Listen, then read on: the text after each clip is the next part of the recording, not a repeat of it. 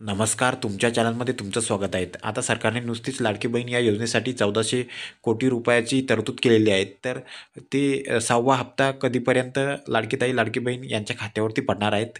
तर त्या संदर्भात आपण चर्चा करणार आहोत. तर चला तुमचा जास्त वेळ न घेता आपण सरळ व्हिडिओला सुरुवात करूया.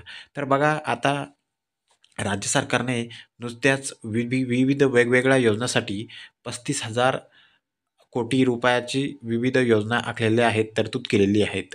तर त्यामधील एक योजना म्हणजे आता लाडकी बहीण योजनेसाठी त्यांनी 1400 कोटी रुपयाचा निधी हा उपलब्ध केलेला आहे, तरतूद केलेली आहे 1400 कोटी रुपयाची. तर याच्यावरून सरळ-सरळ कळतं, की आता हालचाली युद्धपातळीवरती सुरू आहेत आणि काही दिवसातच 6वा हप्ता लाडक्या ताईच्या आणि लाडक्या बहिणींच्या खात्यावरती पडणार आहेत. तर बघा याच्या अगोदर मुख्यमंत्री साहेबांनी सांगितलं होतं, की आता आम्ही राज्याच्या आर्थिक स्थितीचा अहवाल बघून पुढील पावलं उचलणार आहोत आणि त्यांनी बोलता-बोलता सांगितलं होतं, की याच्या अगोदर केंद्रीय पातळीवरती एक शेतकऱ्यांसाठी योजना सुरू झाली होती. नंतर काही शेतकऱ्यांनी स्वतःहून सांगितलं, की आम्हाला या योजनेची गरज नाहीत. तर तशा शेतकऱ्यांना त्या योजनेतून वगळण्यात आलं होतं. म्हणजे मगाशी असं वाटत होतं, की आता सरसकट जवळपास 2.5 कोटी महिलांना या योजनेचा लाभ भेटत आहेत. तर याच्यामधून काही वगळण्यात येतील.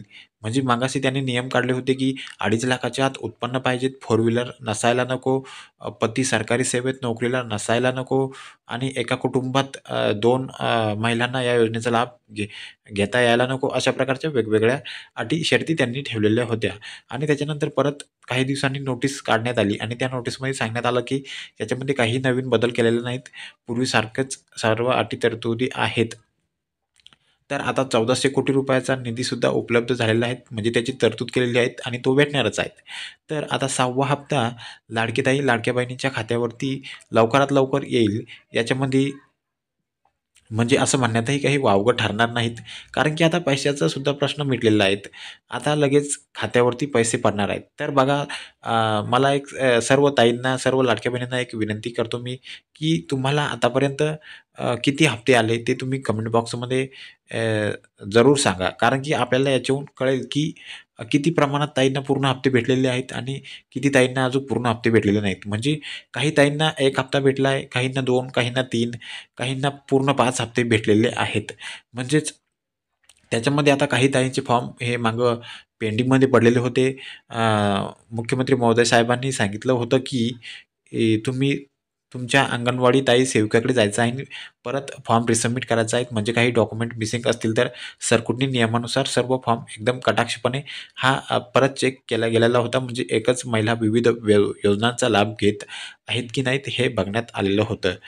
तर आता या तरतुदीनुसार 6वा हप्ता लवकरात लवकर येईल, असं आता सर्वांचं म्हणणं आहे. तरी तुम्ही या चॅनलवरती पहिल्याच वेळा आला असाल, तर चॅनलला सबस्क्राईब करून घ्या. बेल आयकॉनवरती क्लिक करा आणि व्हिडिओला लाईक करायला विसरू नका. शेवटपर्यंत व्हिडिओ बघितल्याबद्दल धन्यवाद. भेटूया पुढील व्हिडिओमध्ये.